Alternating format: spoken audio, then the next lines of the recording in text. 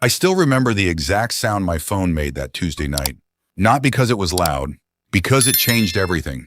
I had just poured myself a cup of Sanka coffee and settled into the old oak chair by my kitchen window in Beaverdale. Rain tapped softly against the glass. The weather forecast had warned about another damp front moving across central Iowa, and my right knee had been complaining since lunchtime. At 61, my joints usually knew what the meteorologist hadn't announced yet. My phone buzzed once.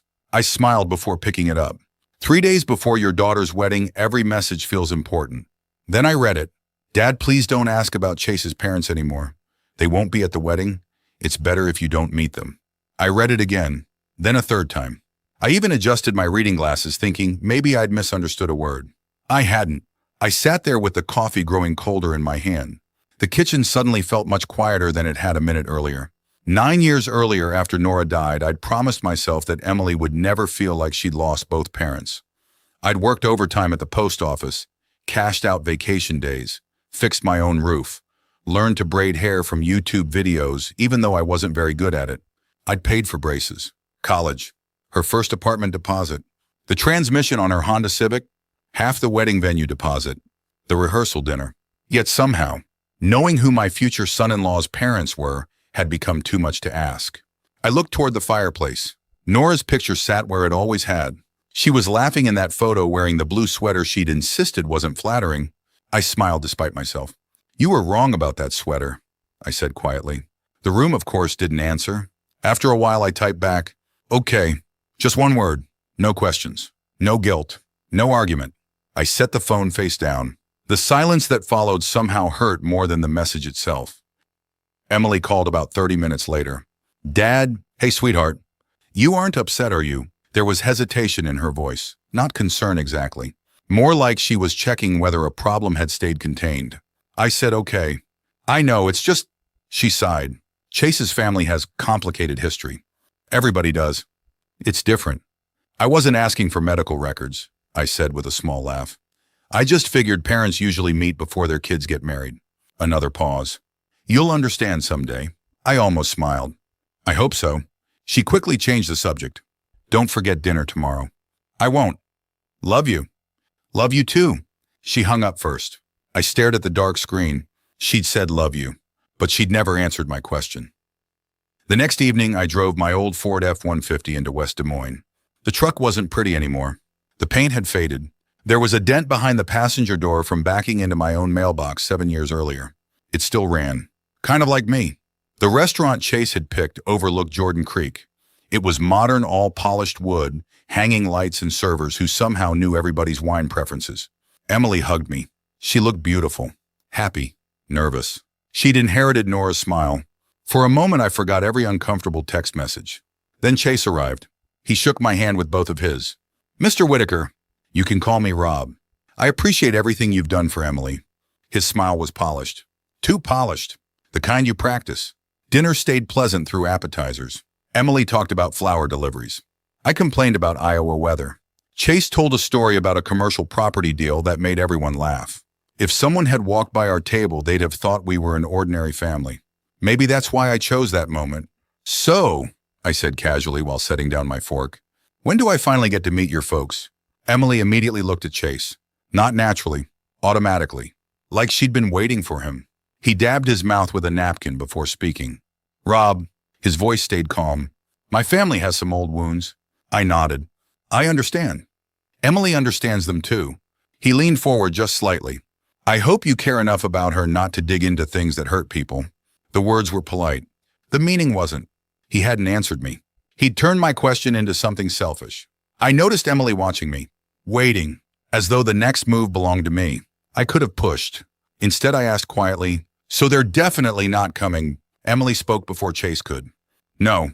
Then she added something that landed harder than she realized. They come from a different world. I frowned. What does that mean? She looked embarrassed. She searched for the right words. I don't want anything to get awkward. Awkward. Such a harmless little word. Except I knew exactly what she meant. She wasn't talking about Chase's parents. She was talking about me, the retired postal supervisor. The man whose jacket came from JCPenney instead of Nordstrom. The man who still drove an old pickup. The man whose knees stiffened whenever he stood after dinner. For the first time since Nora died, I wondered if Emily had started seeing me through someone else's eyes. I forced a smile. Well, I suppose we all want the day to go smoothly. Relief washed across her face. She thought the conversation was over. So did Chase. Driving home, I took the slower route through Beaverdale. The neighborhood looked the same as it always had. Kids riding bicycles. Porch lights glowing. Somebody grilling despite the drizzle. Normal life. Exactly the kind of life Nora had loved. I parked in my driveway but didn't go inside right away. Instead, I sat in the truck with the engine ticking as it cooled. Maybe I was being stubborn. Maybe Chase really did have family issues. Maybe Emily was protecting everyone. I wanted to believe that. I truly did. Around 10 that night, my laptop chimed. The wedding planner. Probably another reminder about rehearsal times. I opened the email without thinking, then frowned. The subject line read, "Updated seating draft." She'd apparently sent it by mistake before sending the final version to the bridal party. I almost closed it. Instead, I glanced through the tables. Bridesmaids, groomsmen, Carol, my name.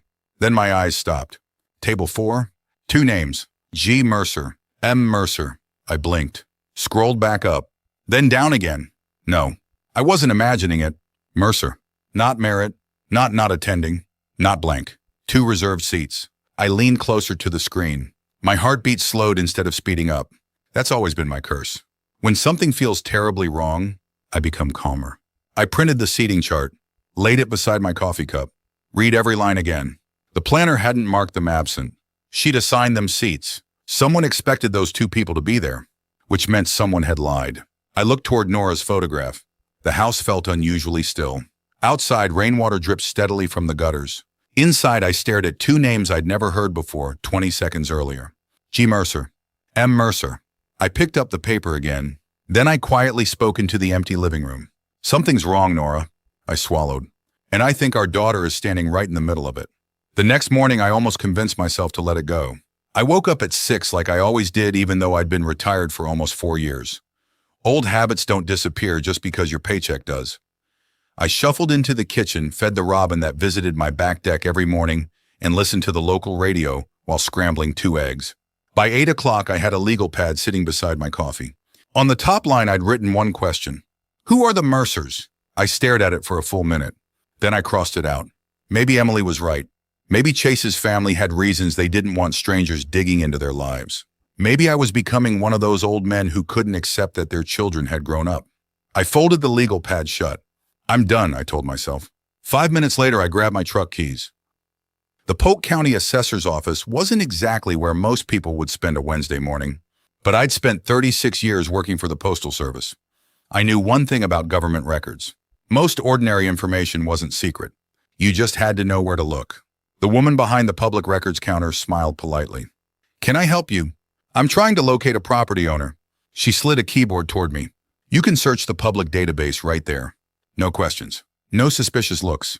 Just public information available to anyone willing to sit down and search. I typed in Mercer. More than 80 results appeared.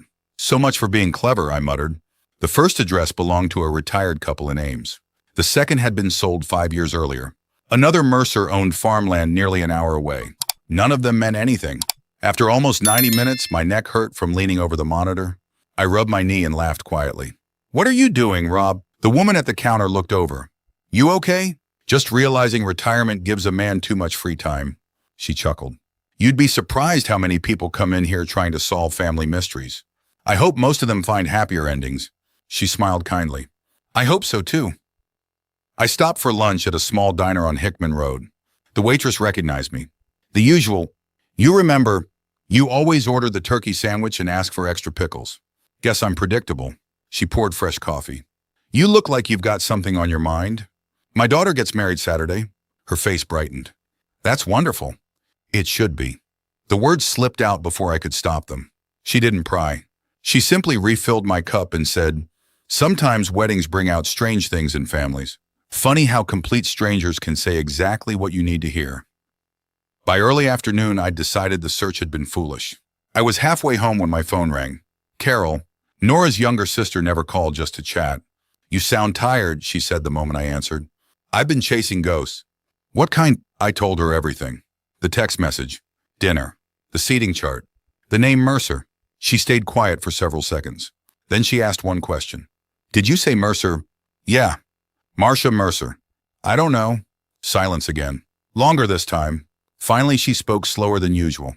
Rob. I haven't heard that last name in years. Something tightened in my chest. Why? You remember all those papers after Nora died? Of course I remembered. Boxes of paperwork. Lawyers. Insurance forms. Settlement agreements I'd signed because I couldn't afford years of court battles. Carol continued. I could swear Marcia's maiden name was Mercer. I pulled onto the shoulder without realizing it. What? I may be wrong. No. You don't say something like that unless you're remembering something. I remember because I hated her. My fingers tightened around the steering wheel. Carol. I think Prairie Willow's administrator was named Marcia Mercer before she got married. The world outside my windshield suddenly felt very quiet. Cars kept driving past. A lawn crew trimmed bushes across the street. Life continued. Mine didn't. I drove back toward the assessor's office instead of home. This time I searched differently. Not Mercer. Mercer Holdings. Nothing. Then I tried LLC. Several companies appeared. Most weren't relevant. One caught my attention. Mercer Family Holdings, LLC. Registered address. Ankeny. I clicked deeper. The listed managing member. Glenn A. Mercer. Not Merritt. Mercer. The address sat less than 20 minutes from my own house. 20 minutes. Emily had told me Chase's parents wouldn't be at the wedding. She'd never mentioned they practically lived around the corner. Rain started falling again as I drove north toward Ankeny. Not heavy rain, the kind that hangs in the air like mist. My knee throbbed every time I moved from the gas pedal to the brake. By the time I reached a Hy-Vee, I'd had enough. I parked, bought a bottle of water, 2 pain relievers, and the largest coffee they sold. The young cashier smiled. Long day. You have no idea. She laughed politely. I carried everything back to the truck. For several minutes, I just sat there drinking coffee, watching people load groceries, watching parents buckle children into SUVs, watching ordinary life continue. I am entirely too old. I muttered aloud to be sitting in a grocery store parking lot playing detective. I almost started the engine. Instead, I drove the remaining mile. The neighborhood surprised me. Tree-lined streets, large brick homes, fresh landscaping, not flashy, quiet wealth. I parked across the street. Nothing happened for nearly 15 minutes. I began wondering whether I'd made another mistake. Then a black BMW pulled into the driveway. Chase climbed out. He wasn't alone. Emily stepped out from the passenger side. She laughed at something he said. The front door opened. A woman in her 60s hurried outside. Emily hugged her. Not politely. Not formally. The kind of hug you give someone you've known for a while. A tall, gray-haired man followed. Chase slapped him on the shoulder. They looked completely comfortable together. Like family. Not strangers hiding painful history. Family. I felt something sink inside me. Emily knew. She hadn't simply repeated Chase's story. She had looked me in the eye and lied. About 20 minutes later, the 4 of them climbed into 2 vehicles. I stayed several cars behind. Not because I wanted to spy, because I needed to understand. They stopped at a little diner tucked between a hardware store and a pharmacy. I didn't go inside. Instead, I took a booth near the front window where I could see reflections in the glass. Most of their conversation disappeared beneath clattering dishes and coffee cups. But now and then a sentence drifted across the room. After the wedding, he'll come around. The house is the cleanest asset. I frowned. House. Then another voice. Probably Glenn. Old cases don't come back unless someone pays to dig. My stomach tightened. I couldn't tell what case they meant. But something about the way he said it felt rehearsed. Like experience talking. The waitress brought my pie. I barely touched it. Across the room, Chase removed a folder from his briefcase. He slid several papers toward Emily. She skimmed them for only a few seconds, then signed. No hesitation. No questions. Just signed. When she turned the pages, I caught a few words from where I sat. Family transfer. Marital planning. At the bottom of another page, Mercer Holdings. I couldn't read anything else. But I didn't need to. Whatever she had signed involved his family. Not mine. Not yet. Still.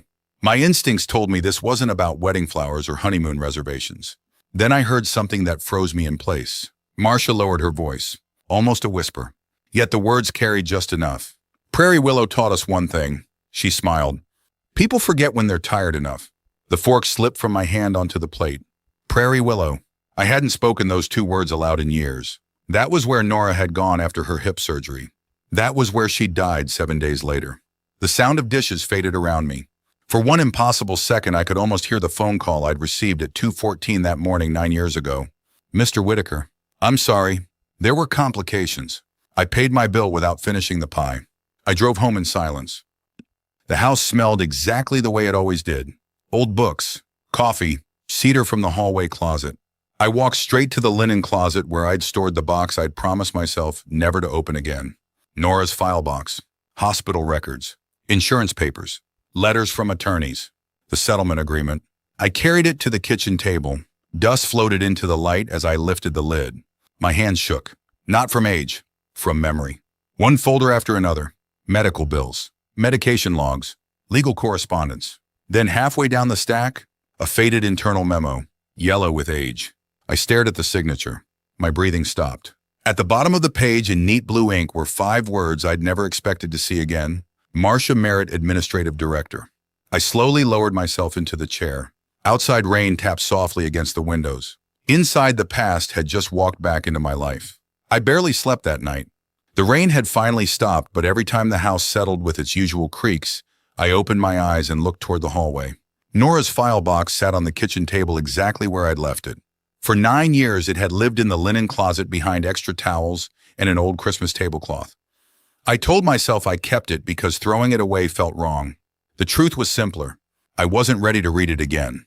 At 6:30, I made coffee, toasted 2 slices of wheat bread, and sat down across from the cardboard box. Its edges had softened with age. Nora's handwriting still covered the lid. Medical, insurance, don't lose. I smiled despite everything. Still organizing my life, I whispered. Then I opened it. The first folder held hospital invoices. The second was physical therapy paperwork after her hip replacement. The third contained sympathy cards that I'd never had the heart to throw away. Under those sat a thick envelope from the attorney who handled the settlement. I remembered every meeting, every bill, every conversation that ended with the same sentence. Mr. Whitaker, continuing this case could cost tens of thousands of dollars. Back then, I'd still been paying Emily's tuition, the mortgage, medical bills that insurance hadn't covered. I simply couldn't afford to fight forever. So I'd signed, not because I believed Prairie Willow had done nothing wrong, because grief had made me tired enough to surrender. Now Marcia's words echoed in my head. People forget when they're tired enough. I closed my eyes.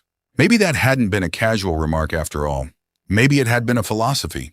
By mid-morning, the kitchen table had disappeared beneath stacks of paper. Medication logs, insurance correspondence, copies of incident reports, letters between lawyers. Then I found something I'd completely forgotten. An internal memo. The paper had yellowed around the edges. Across the bottom was the signature I'd recognized the night before. Marcia Merritt, Administrative Director. My fingers lingered over the blue ink. I wasn't looking at proof of a crime. Not even close. But I was looking at proof that Chase's mother hadn't simply crossed paths with my family years ago. She had been one of the people running the place where Nora died. That wasn't coincidence anymore. It was connection. Around 10 o'clock, I called Carol. She answered on the second ring. Tell me you found something. I found Marcia's signature. Carol didn't speak. I knew it, she finally said. You really remembered her. I remembered because she scared people. Scared the nurses, the families. Even the lawyers acted differently whenever her name came up. I leaned back in my chair. Why didn't we keep fighting? Carol sighed. You were exhausted. So was I. They delayed everything. Records took months. Employees suddenly couldn't remember conversations. She paused. And then they offered enough money to cover the bills. I knew exactly what she meant. Not enough to feel like justice. Just enough to make survival possible. They didn't convince us they were innocent, Carol said quietly. They convinced us we couldn't afford to prove they weren't. Before hanging up, she surprised me. You should talk to Patricia. I frowned. Who's Patricia? Patricia Wells. One of the nurses, Carol laughed softly. If she's still alive, she'll remember every crooked administrator she ever worked under. You think she'll talk? If anyone will, it's Patricia. Finding Patricia took most of the afternoon. She lived in a senior apartment complex in Urbandale. The building wasn't fancy, but flower pots lined the entrance, and someone had hung tiny American flags along the walkway. By the time I climbed the front steps, my knee was protesting loudly. An elderly man watering tomatoes pointed toward apartment 214. You're looking for Patty. I hope so. Tell her Frank says she's still cheating at bingo. He grinned before returning to his tomatoes. Patricia opened the door with a bright red lipstick that somehow made her look younger than 72. A silver walker stood beside her. She studied me for several seconds.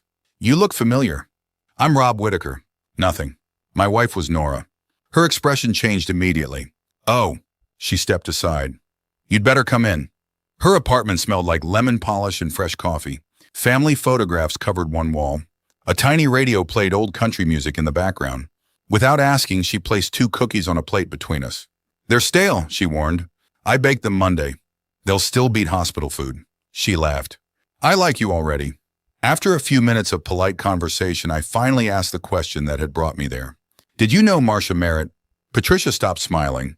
Oh, I knew Marcia. She folded her hands. Too well. For the next hour, she talked while I mostly listened. Marcia rarely raised her voice. She didn't need to. She walked the halls in high heels that clicked against the tile floors. Whenever employees heard those footsteps, conversation stopped. Everyone straightened up. Nobody wanted to become the next target. Glenn handled business, Patricia said. Marcia handled fear. I wrote that sentence down. Then Patricia said something else. Your wife wasn't the only family that asked difficult questions. I looked up. There were medication mistakes. She nodded slowly. More than there should have been. Were they covered up? They were cleaned up. The wording caught my attention. Cleaned up. Reports rewritten. Times corrected. Missing initials added later. She looked me straight in the eye. I never saw anyone forge medical charts, but I saw plenty of paperwork become tidier. She stood carefully, shuffled toward an old filing cabinet and removed a thin folder. I kept a few things. Inside wasn't confidential medical information. Instead, there were staff newsletters, newspaper clippings, handwritten diary notes, and copies of memos employees had received years earlier. One memo immediately caught my eye. Its subject line read, "Reconcile medication logs before outside review." At the bottom, Marcia Merritt, Administrative Director. Patricia smiled without humor. I kept that because it never sat right with me. It isn't proof of wrongdoing. I know. But it proves how they thought. Exactly. No smoking gun. Just another piece of a pattern. As we talked, another unexpected name came up. Did Chase ever come around? Patricia nodded. When he was 15 or 16. What was he doing there? Helping his parents. She gave a dry laugh. At least that's what they called it. She remembered seeing him in the office after school, making copies, running errands, answering phones. Then she frowned. There was one incident. What happened? A resident's daughter couldn't find paperwork for personal belongings. And I later found Chase practicing someone's signature on scratch paper. I blinked. Did anyone report it? He was a teenager. His parents owned the place. No one wanted to lose a paycheck over something everyone called harmless. Patricia slowly shook her head. Sometimes people don't become dishonest overnight. They grow up believing rules belong to other people. That sentence stayed with me. As I prepared to leave, Patricia reached into the folder one last time. I almost forgot. She handed me a photocopy of a civil complaint filed 3 years earlier. The names at the top made my stomach tighten. Chase Merritt, Glenn Mercer. The lawsuit involved an elderly widow. According to the complaint, she'd been pressured into selling her home to an LLC for far below market value. The case had eventually settled. No admission of wrongdoing. Just another quiet ending. Another family too tired to keep fighting. I folded the document carefully. This wasn't about Nora anymore. Or at least, it wasn't only about Nora. Patricia walked me to the apartment door. Before I stepped outside, she rested one hand on my sleeve. Rob, I turned. If your daughter marries into that family, she looked at me with the certainty of someone who had watched too many lives fall apart. They won't just take your house. A long silence settled between us. Then she finished. They'll teach her to call it love. I drove home with the radio off. For the first time since Emily announced her engagement, I wasn't asking whether something was wrong. I was asking how much time I had left to stop it. By Thursday morning, my kitchen looked less like a kitchen and more like the back room of a failing law office. Papers covered the table. Nora's file box sat open beside my cold coffee. Patricia's memo was clipped to the civil complaint against Chase and Glenn. The seating chart with G. Mercer and M. Mercer had a yellow sticky note on it because my hands had started shaking every time I looked at those names. I knew enough to be angry, but I also knew enough to be dangerous to myself. There is a kind of anger that makes a man feel clear-headed when he is not. I had seen it at the post office plenty of times.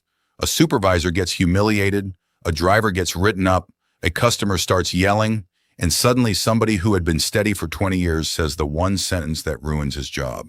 I couldn't afford that. Not with Emily, not with Nora's name. So I called Denise Kaplan. Denise had handled my updated will 2 years earlier. She was 57, sharp as a paper cut, and had a way of looking over her glasses that made grown men sit up straighter. Her office was downtown Des Moines on the 5th floor of a brick building that smelled like old carpet and printer toner. When I walked in carrying Nora's file box, Denise didn't smile. She pointed to the chair. "Sit down before your knee gives out." That obvious. "Rob, you're walking like a man who lost a fight with a staircase." I lowered myself into the chair and placed the box on her desk. "I need you to tell me if I'm crazy." She opened the box. Those are never my favorite consultations. For almost 40 minutes she read while I talked. I told her about Emily's text, the dinner, the seating chart, the Ankeny house, the diner, Prairie Willow, Patricia Wells, the old memo, the new civil complaint. Denise did not interrupt much. She took notes on a yellow legal pad, occasionally circling something twice. When I finished, she leaned back and removed her glasses. "Rob, that bad? It's bad enough that you need to be careful." I felt my jaw tighten. "You think I'm imagining this?" "No." She tapped the papers. "I think there are patterns here. I think there are financial red flags. I think Chase and his family have avoided full transparency with your daughter. I also think if you walk into that rehearsal dinner and accuse these people of killing your wife, they will make you look unstable before dessert." The words hit harder than I expected. Unstable. Yes, because I'm the widower. Because you're the widower. Because you're the father of the bride. Because you followed them to Ankeny. Because grief gives dishonest people an easy costume to put on you. I stared at Nora's memo. Denise's voice softened.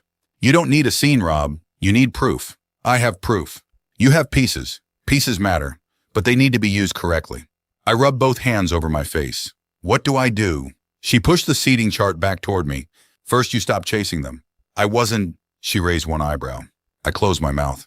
"Second, she said we make this about current financial disclosure, not old grief. But Prairie Willow may matter. It may matter a lot. But if your immediate goal is protecting Emily and your assets, then the cleanest doorway is financial transparency." I looked up. Prenup, asset review, debt disclosure, LLC disclosure. Anything Chase refuses to reveal becomes useful. For the first time in 2 days, my anger had somewhere to go besides my chest. Denise slid a blank pad toward me. "Tell Emily you want to give her a wedding gift." "What kind? A legal consultation? Family planning? Protecting her future? Make it sound boring and generous." "That feels dishonest." "It is strategic. I've never been good at that." "I know," she said. "That's why you hired me." I almost laughed. Almost. Then my phone buzzed. "Emily." I looked at Denise. She nodded once. "Answer it." I did. Before I could say hello, Emily's voice came through tight and sharp. "Dad, what did you do?" My stomach dropped. "What are you talking about?" "Chase says you were outside his parents' house." Denise closed her eyes like she had already expected this. I stood slowly. "Emily, you followed us." "I saw something that concerned me." "You followed us," she repeated louder. "Do you have any idea how humiliating that is? Do you have any idea how humiliating it is to learn your daughter lied about people living 20 minutes away?" Silence. Then she said, "You don't understand." "No, I don't. You're trying to ruin this because you don't trust anyone." "That isn't fair. You never moved on after Mom." "That one landed." I gripped the phone harder. Emily kept going, her voice cracking now. "And now you're dragging her into this too." I looked at the memo on Denise's desk. "I didn't drag your mother into anything." "Mom would be ashamed of you." For a second, the whole office disappeared. I saw Emily at 20 years old standing beside Nora's grave in a black dress too thin for the October wind. I saw myself putting one arm around her while she shook so hard I thought she might fall. I had spent 9 years trying not to lose that girl. And there she was on the phone, sounding like a stranger repeating someone else's script. Denise watched me carefully. I took one breath. Then another. "You're angry," I said. "Of course I'm angry. Come over tonight." "No." "Bring Chase." "Absolutely not." "I want to offer you both something." That paused her. "What?" "A wedding gift. Legal planning. If you two are starting a life together, maybe I should help you do it right."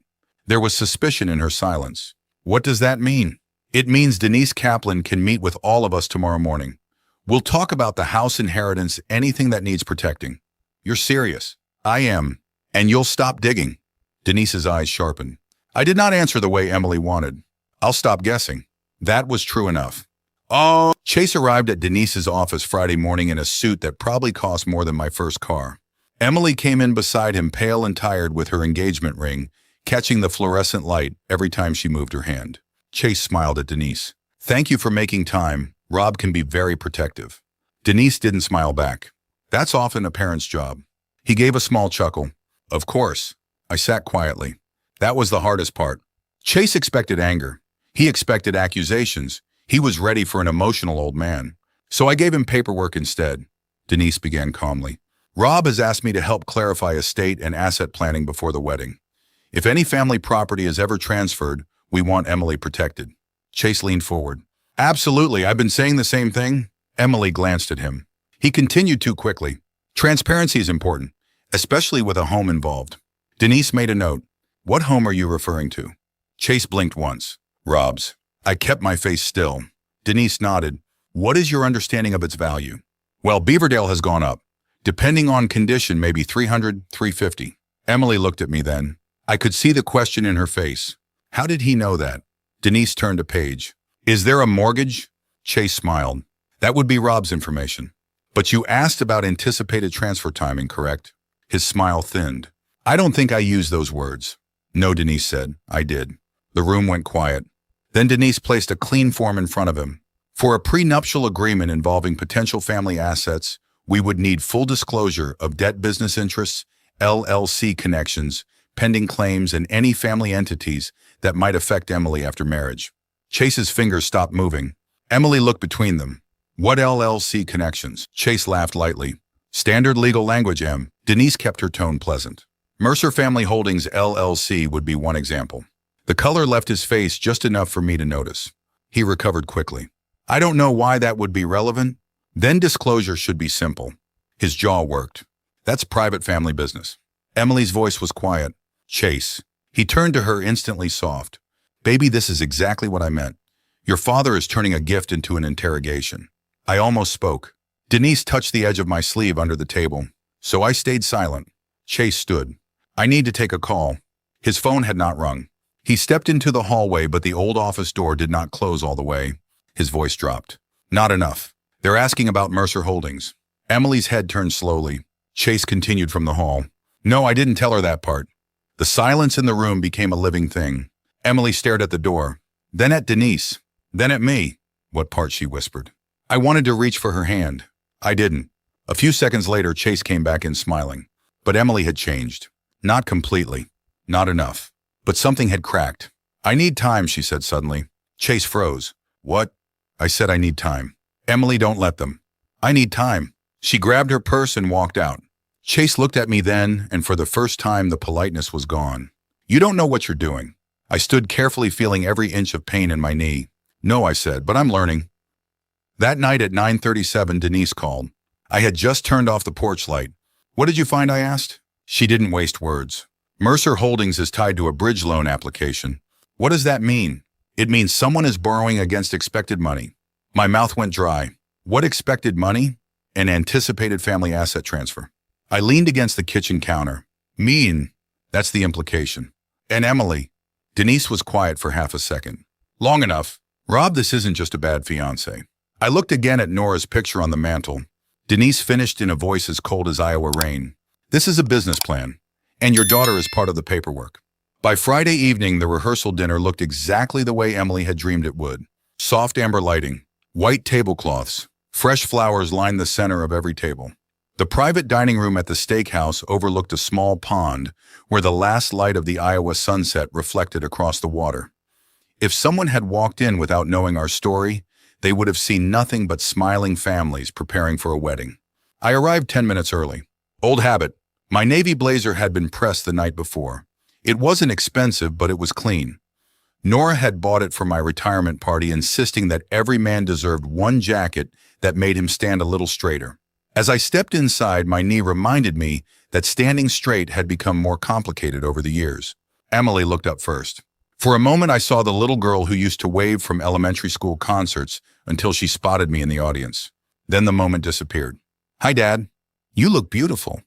Thank you. Neither of us hugged. That hurt more than I expected. Guests slowly filled the room.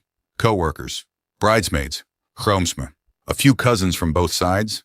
Everyone chatted comfortably, unaware that beneath the polite conversations, several people already carried secrets that could destroy tomorrow's wedding.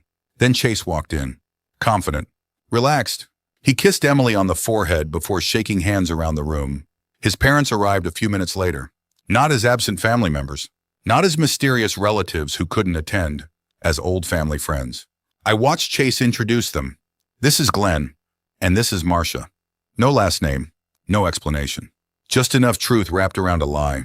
When Glenn reached my table, he offered his hand. Nice to finally meet you. I looked at him for 2 seconds before shaking it. You too. His smile never moved. Neither did mine.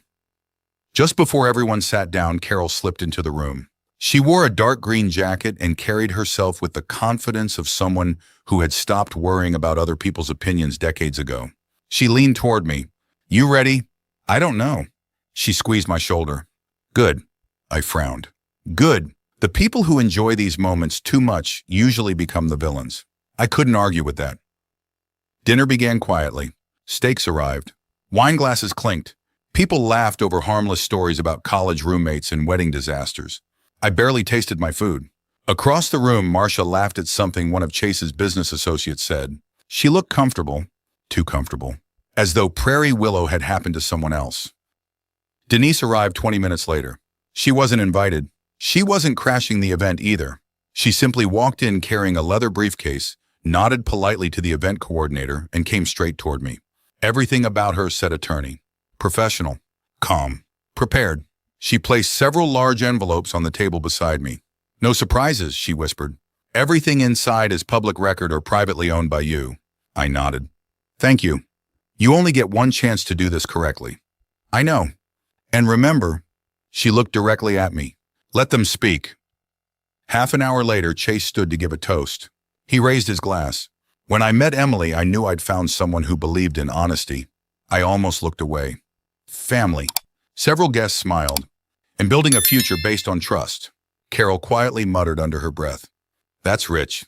Laughter rippled through the room as Chase finished his speech. Everyone applauded. Then I stood, not quickly, not dramatically, just slowly enough that conversations naturally faded. I'd like to say something. Emily looked nervous. Dad, it'll only take a minute. I waited until the room became quiet. Then I spoke exactly the way Denise and I had practiced. When Emily first told me about this wedding, I was excited about meeting the family she was joining. I looked toward Glenn and Marcia. I later learned they supposedly couldn't attend. A few guests exchanged puzzled looks. I continued. Imagine my surprise when I discovered they were not only attending, I glanced around the room, but had been living less than 20 minutes from my house. Silence. Chase smiled tightly. There seems to be some misunderstanding. I don't think there is. Marcia laughed softly. We're private people. I respect privacy. I held up the seating chart. I don't respect deception. The room became very still. Denise quietly handed me the envelopes. I walked around the room one person at a time. One for Emily, one for Chase, one for Glenn, one for Marcia, one for the officiant, 2 for Chase's business associates, 1 for Emily's maid of honor, whose parents had known our family for years. Nobody opened them immediately. I returned to my seat. You can read them now? Emily opened hers first. Inside were copies of public records, the Mercer family holdings registration, the civil complaint involving the elderly widow, the Prairie Willow administrative memo bearing Marcia's signature, a short letter from Patricia Wells confirming she had worked at Prairie Willow and had preserved publicly shareable staff documents. Nothing confidential, nothing exaggerated, just facts. Across the room, Chase's smile disappeared. This proves nothing, Glenn said. It proves more than you wanted people to know, Denise answered calmly. Marcia folded her papers. This is harassment. No, Denise replied. It's documentation. Chase suddenly stepped forward. This is because he can't let go of the past. His finger pointed toward me. He blames my family for his wife's death. I answered quietly. I blame your family for hiding from it. Emily looked from one face to another. Chase. He turned immediately. Don't. Dad. Emily. Chase interrupted. They're manipulating you. I watched her hands. She wasn't looking at me anymore. She was staring at the Mercer Holdings documents. The dining room doors opened. Every head turned. Patricia Wells entered slowly with her walker. Bright red lipstick. Gray sweater. Perfect posture despite her age. Carol stepped beside her. Patricia looked directly at Marcia. Hello, Marcia. The smile left Marcia's face. I haven't seen you in years. Patricia nodded. Not since Prairie Willow. No one spoke. Patricia continued. I always wondered whether you'd ever tell people who you used to be. Marcia stood. I don't know this woman. Patricia gave a dry laugh. You knew me well enough to rewrite 3 of my incident reports. A murmur spread through the room. Glenn stepped forward. That's enough. Patricia didn't even look at him. You always did let other people clean up your messes. Chase lost his composure first. This is ridiculous. He grabbed Emily's wrist. We're leaving. Emily looked down at his hand, then back at him. Let go. He tightened his grip. I said we're leaving. Every conversation in the room had stopped. Emily slowly pulled her arm free. No. He stared at her. What? I said no. She looked at the papers again, then at Marcia, then at Glenn. Finally, she turned toward me, her eyes filled with tears. Dad, my chest tightened. She held up the Prairie Willow memo with trembling hands. What is this? I didn't answer immediately. She deserved the truth. Not revenge, not anger. The truth. What happened to Mom? The room was silent enough that I could hear the air conditioner running overhead. I looked at Nora's photograph on the lock screen of my phone before meeting my daughter's eyes. My wife went into Prairie Willow to recover from surgery. I swallowed. She never came home. Emily's shoulders began to shake. I continued quietly. I spent years wondering whether I had imagined my doubts. I looked directly at Glenn and Marcia. They settled the case. They changed names. They moved on. Then I looked back at Emily. But I never forgot your mother. No one spoke. Even Chase had gone silent. The rehearsal dinner had ended without anyone announcing it. Not because of shouting, not because of a fight, because the weight of the truth had become heavier than the celebration. Part 6. The wedding that didn't happen. Nobody officially canceled the rehearsal dinner. It simply ended. People stopped eating. Servers quietly cleared untouched plates. Conversations broke into whispers around the room. One by one, guests picked up their coats, offering awkward nods instead of goodbyes. No one knew exactly what to say after watching a wedding unravel without a single raised voice. Emily never moved from her chair. She still held the papers Denise had prepared. Chase stood a few feet away, pacing. Emily, he said for what had to be the 5th time, none of this proves anything. She didn't answer. He looked at me. You've poisoned her against my family. No, Denise replied before I could speak. Documents don't poison people. Lies do. Glenn rose from his chair. We're leaving. Marcia slipped her purse over her shoulder without looking at anyone. She had walked into the restaurant looking composed and confident. Now she wouldn't even meet Patricia's eyes. As they reached the doorway, Patricia called after her. You know what bothered me most all these years? Marcia stopped but didn't turn around. It wasn't that mistakes happened. Patricia's voice remained calm. It was that you taught everyone to fear the truth more than the mistakes. Marcia hesitated only a moment before walking out. Glenn followed. Neither looked back. Chase stayed. He walked directly to Emily and knelt beside her chair. Baby. She slowly raised her eyes. You know me. I thought I did. You do. He reached for her hand. She pulled it away. Did you know about Prairie Willow? He hesitated. Just 1 second. It was enough. I knew my parents owned the facility years ago. And you never told me. It wasn't relevant. Emily laughed once. It wasn't a happy sound. You let me believe your parents lived out of state. I was protecting you. No. She shook her head. You were protecting yourself. His expression hardened. You are making a mistake. She stood. I already did. Saturday morning arrived strangely quiet. No florist trucks pulled into the venue. No hairstylists hurried through hotel hallways. No music echoed inside the chapel. Instead, phones rang. Emily called the wedding planner just after 8. Then the caterer. Then the photographer. Every cancellation carried another financial penalty. By noon, almost everyone who had planned to attend had heard that the wedding was off. Not through gossip. Through simple facts. The ceremony has been canceled. No explanations. No accusations. Just reality. The following week moved much more slowly. Denise stayed busy, not filing dramatic lawsuits, not calling television stations. She simply forwarded publicly available documents and newly volunteered statements to the appropriate attorneys and regulatory offices. Something interesting happened after the rehearsal dinner. People started talking. One of Chase's business associates contacted Denise first. He admitted Mercer Holdings had approached investors using projected family asset transfers as evidence of future liquidity. A second investor confirmed the same thing. Then another phone call came, this one from an elderly widow in Cedar Rapids. She had seen one of the newspaper stories that quietly followed the canceled wedding. She believed Mercer Holdings had pressured her into selling property below market value. She wasn't looking for revenge. She simply wanted someone to listen. Others followed. None of them alone proved fraud. Together, they painted a picture that investigators could no longer ignore. The legal process moved exactly the way real life usually does. Slowly, carefully, without dramatic courtroom speeches. Civil attorneys reopened old questions. Financial records were requested. Business relationships began falling apart. 2 pending investment deals involving Chase collapsed before the end of the month. Actions have a way of catching up with people once enough light reaches them. Emily didn't visit for 12 days. I counted without meaning to. On the 13th afternoon, I heard a familiar Honda pull into my driveway. She stepped out wearing an old gray hoodie from Iowa State.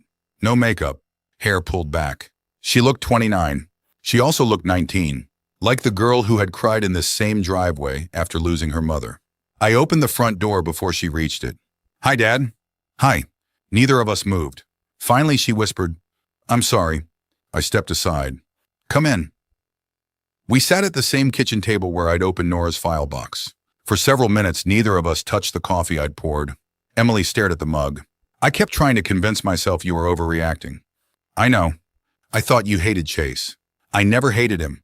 I looked out the window. "I feared him." She nodded slowly. "I should have listened. You should have asked more questions." A tear rolled down her cheek. "I lied to you." "You did." "I thought if everyone just got through the wedding." She couldn't finish. "I know." She looked around the kitchen. "So much of Mom is still here?" I smiled faintly. "I wasn't ready to move everything." "I'm glad you didn't." After another long silence, she cleared her throat. "I owe money." I wasn't surprised. "Cancellation fees?" She nodded. "I've paid what I can." Then she looked at me with the same hopeful expression I'd seen since she was a little girl, asking for help with homework. I was wondering. She couldn't finish the sentence. I understood anyway. I love my daughter. That was exactly why I answered the way I did. "I already paid what I promised." She lowered her eyes. "I know." "I'm not paying the rest." She nodded once, not angrily, just sadly. "I understand. I'll help you make a budget. I'll help you find a counselor. I'll help you rebuild." I reached across the table. "But I won't use my pension or your mother's memory to rescue you from choices you made after you stopped listening." She cried quietly. "I don't deserve that kindness." "This isn't kindness." I squeezed her hand. "It's a boundary." Over the next few weeks, things changed. Emily found a smaller apartment. She started seeing a therapist Denise recommended. She took a second job doing freelance marketing until the remaining wedding bills were paid. We had dinner together most Sundays. Some meals were easy. Others were painfully quiet. Healing, I learned, rarely happens all at once. It happens one honest conversation at a time. About a month later, I drove to the cemetery. The morning air carried the first hint of autumn. White chrysanthemums rested on the passenger seat beside me. Nora always loved simple flowers. "They don't try too hard," she'd once said. I knelt as carefully as my knee allowed. "Hi, sweetheart." The breeze stirred the trees behind me. I finally used my voice. I smiled. "Took me long enough?" I told her about Emily, about the canceled wedding, about Patricia, about Denise, about how frightened I'd been that protecting our daughter would cost me our daughter. Then I sat there in silence, not because I had nothing left to say, because I finally felt she already knew. These days the house is still quiet. My truck is still old. My knee still predicts the weather better than the local news. But something inside me has changed. For years I confused sacrifice with love. I believed being a good father meant saying yes often enough that my daughter would never feel hardship. I was wrong. Sometimes the greatest protection a parent can give is the courage to say no before it's too late. I still love Emily with everything I have. That never changed. What changed was my understanding that love without boundaries eventually becomes permission. And permission is exactly what people like Chase spend their lives looking for. Reflection. Looking back, I don't think the greatest victory was that the wedding never happened. It was that the truth finally had room to breathe. I couldn't change what happened to Nora, but I could refuse to let silence harm the people I still loved. If you've ever had to choose between keeping the peace and speaking the truth, you know how difficult that decision can be. I'd love to hear what you would have done in my place. Thank you for spending this time with me.